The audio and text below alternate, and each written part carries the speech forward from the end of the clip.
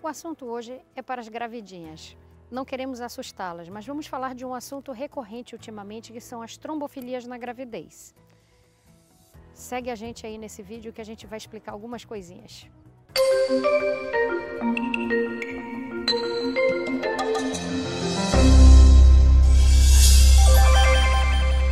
Trombofilia é uma das causas de abortamento numa fase precoce da gravidez e numa fase mais tardia de tromboses associadas à gestação. Quando a gente fala de abortamento, muitas das grávidas têm abortos sequenciais e não consegue ser feito o diagnóstico da causa disso daí. Uma das causas pode ser as trombofilias.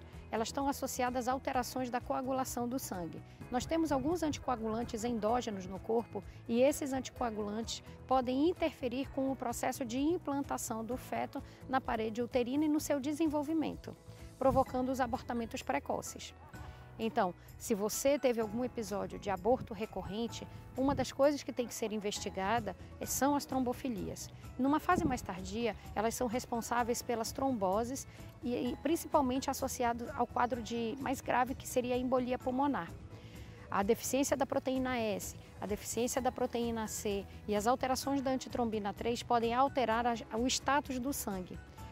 As deficiências da proteína S, da proteína C e da antitrombina 3 estão diretamente relacionadas ao aparecimento de quadros trombogênicos, ou seja, o sangue fica mais grosso e com isso aumenta a probabilidade de fazer trombose, principalmente nas gestantes. Por quê? Porque o útero cresce, comprime as veias da pelve e dificulta o retorno do sangue da perna para o coração. Essa lentidão do retorno, essa diminuição de velocidade de retorno associada à alteração da coagulação do sangue, aumenta o risco de trombose e, consequentemente, da embolia pulmonar. Uma das coisas importantes a serem entendidas é que, com o fim da gestação, ou seja, após o parto, o risco não termina. O risco ele permanece de trombose e embolia pulmonar durante todo o período puerperal. Por quê? Porque o próprio organismo ele se organiza de maneira a produzir o leite e ele torna o organismo mais trombogênico. Isso significa que o sangue fica mais grosso para a produção de leite e, por consequência, o fato da mãe ter que passar muito tempo sentada amamentando, o sangue fica muito tempo parado nas pernas.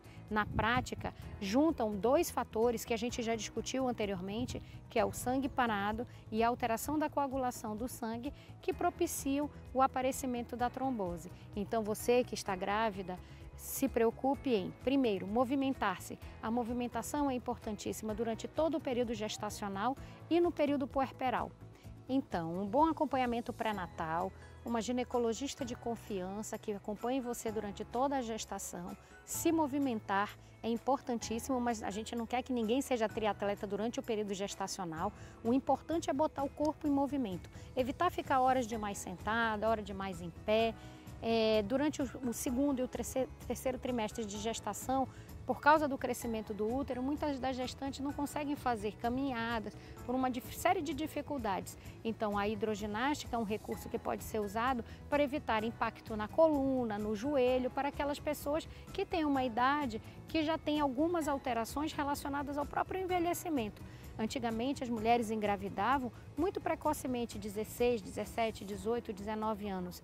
Apesar da gente ainda ter gravidez na adolescência, isso não é tão comum, porque as mulheres hoje elas estão engravidando com as suas vidas profissionais estabelecidas, com a sua vida mais organizada. Então, a hidroginástica é um aliado, um acompanhamento pré-natal é importantíssimo. Não é para ficar arrancando os cabelos em casa quem está grávida. Basta um bom acompanhamento que tudo vai dar certo.